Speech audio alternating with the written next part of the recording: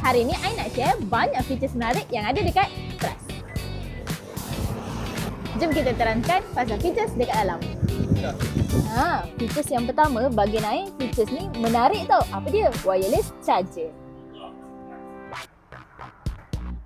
Untuk Trust ni, dia ada wireless charger. So, korang tak payah risau susah-susah nak cari kabel kalau tengah drive. Kedua, steering Trust ni, dia ada teleskopik. Apa teleskopik? Dia boleh raras tau. Nak raras dia, korang tekan bawah ni. Kemudian dia boleh tarik.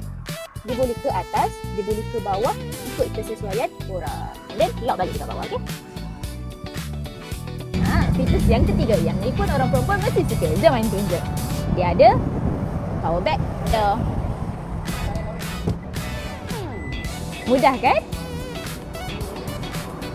Kalau korang dah isi barang tu, lepas tu nak tutup, tak payah nak tarik-tarik, tekan je.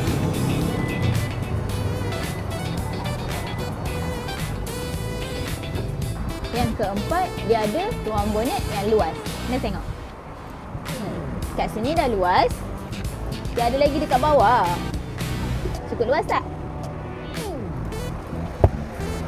Dan yang kelima, yang terakhir, dia ada welcome lamp.